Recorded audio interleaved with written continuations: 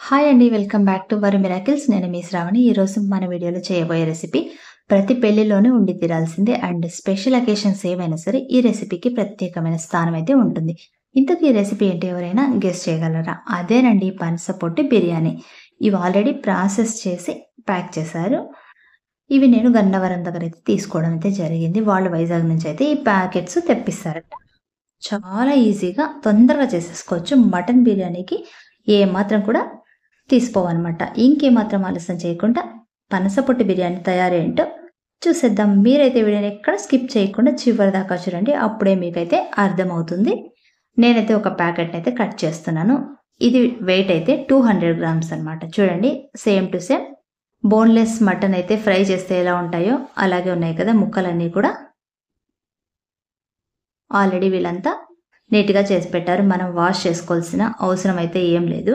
మనం డైరెక్ట్గా అన్నీ కలిపేసుకొని ఉప్పు కారాలు ప్రాసెస్ చేసేసుకొని మ్యారినేట్ చేసేసుకోవడమే ఇంకా. సో ఇప్పుడు ఇందులోకైతే రుచికి సరిపడే కాస్ట్ అయితే సాల్ట్ వేసేసుకుందాం.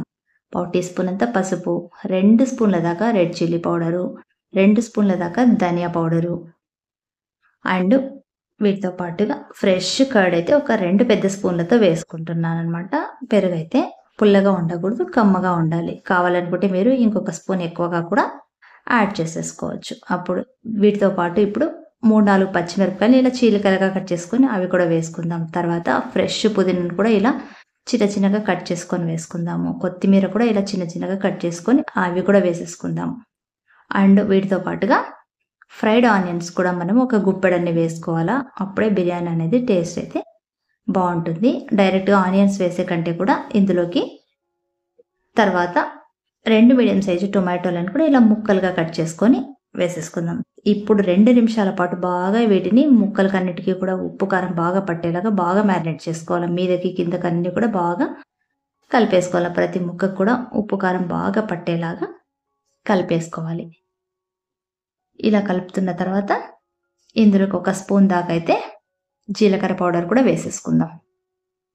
ఇది వేసిన తర్వాత కూడా ఒకసారి మళ్ళీ మీదకి కిందకి అంతా కూడా బాగా కలిపేసుకొని ఎంత ఎక్కువసేపు మ్యారినేట్ చేసి పక్కన పెట్టుకుంటే బిర్యానీ అనేది అంత టేస్ట్ బాగుంటుంది అనమాట. ఇప్పుడు మూత పెట్టేసి ఒక 1/2 అవర్ టు 1 అవర్ పాటు మనము పక్కన పెట్టేసుకుందాం. ఇప్పుడు స్టవ్ వెలిగించుకొని స్టవ్ పైన అయితే డీప్ బాండి పెట్టేసుకొని అందులోకి 5 స్పూన్ల దాకా నెయ్యి అయితే వేసుకున్నా. నేను కేవలం నెయ్యి మాత్రమే వేసుకున్నాను, ఆయిల్ వేయలేదు. ఆయిల్ ఇది కొంచెం వేడెక్కిన తర్వాత నెయ్యి ఇందులోకైతే మీడియం సైజ్ ఉల్లిపాయ ఒకటి ముక్కలుగా కట్ చేసుకొని అవి కూడా వేసుకున్నాను. ఎందుకంటే డైరెక్ట్గా మనము హోల్ గరం మసాలా వేసామంటే ఆయిల్ అంతా ఎగురుతుంది కాబట్టి ఫస్ట్ కొంచెం అయితే ఉల్లిపాయ ముక్కలను అయితే వేసుకున్నా. తర్వాత ఇప్పుడు మొత్తం గరం మసాలాలు అన్నీ కూడా హోల్ గరం మసాలా వేసేసుకున్నా. దాంతోపాటుగా ఒక 3 యాలకులు వేసుకున్నా. అలాగే ఫ్రెష్గా కొట్టి పెట్టుకున్నా అల్లం వెల్లుల్లి పేస్ట్ కూడా 1 స్పూన్ దాకా అయితే వేసుకున్నా. ఇప్పుడు ఇవన్నీ కూడా బాగా పచ్చి వాసన పోయేదాకా కూడా ఫ్రై చేసుకుందాం అండి. చూడండి కలర్ కూడా చేంజ్ అయినాయి కదా, బ్రౌనిష్ వచ్చిన ఉల్లిపాయలు. ఇప్పుడు మనం మ్యారినేట్ చేసి పెట్టుకున్న పనసపొట్టును కూడా ఇందులోకి అయితే యాడ్ చేసేసుకుందాం అంతా కూడా. ఇదంతా కూడా వేసిన తర్వాత మనం ఒకసారి అంతా కూడా బాగా కలిపేసుకుందాము. తొందరగా అడుగు పట్టేస్తుంది కాబట్టి ఒకసారి బాగా ఈవెన్గా మనం అంతా కూడా బాగా కలిపేసుకుందాం.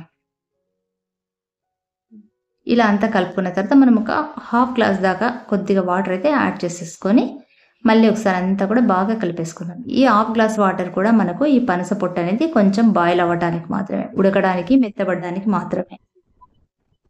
ఇలా అంతా కలుపుకున్న తర్వాత మనము దీనికైతే మూత పెట్టేసి ఒక 5 నుంచి 8 నిమిషాల పాటు మనము మీడియం ఫ్లేమ్ మీద అయితే బాగా ఉడికించుకుందాం. చూడండి 8 నిమిషాల తర్వాత మీకు చూపిస్తున్నాను. బాగా దగ్గర పడిపోయింది కదా గ్రేవీ అనేది.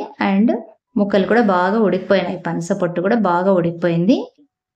ఇప్పుడు అంతా కూడా ఒకసారి బాగా కలుపుకున్న తర్వాత 80% ఉడికిన రైస్ని అయితే మనం కొద్ది కొద్దిగా అయితే ఇందులోకి అయితే వేసుకుందాము.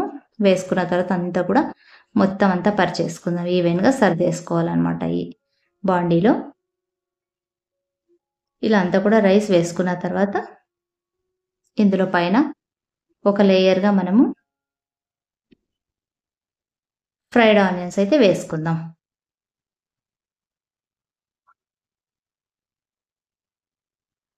వీటి తర్వాత మనం కొద్దిగా పుదీనా, కట్ చేసుకున్న పుదీనా, అలాగే కొద్దిగా కొత్తిమీర కూడా.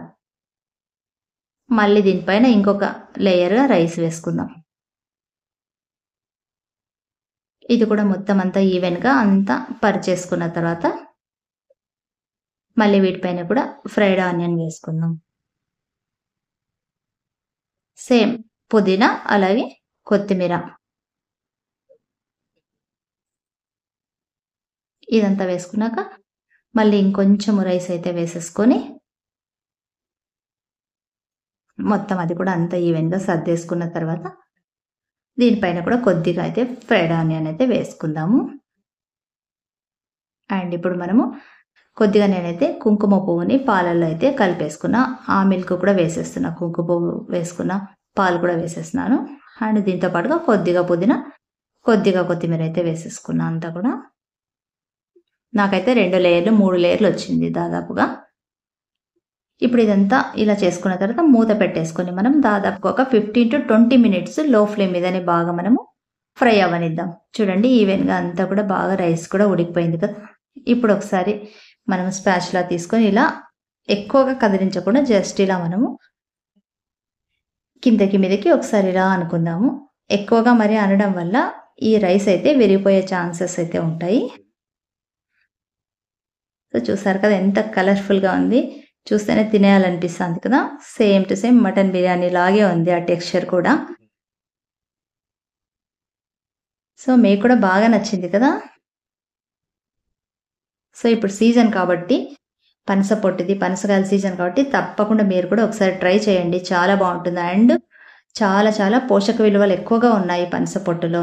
మీకు కూడా తప్పకుండా ట్రై చేయండి. మీకు ఈ వీడియో నచ్చినట్టయితే ఒక లైక్ ఇవ్వండి. అండ్ మీ ఫ్రెండ్స్కి మీ కుటుంబ సభ్యులకైతే షేర్ చేయండి. అండ్ నెక్స్ట్ మళ్ళీ ఇంకొక మంచి వీడియోతో మళ్ళీ మీ ముందుకు వస్తా. Until then bye. Thanks for watching.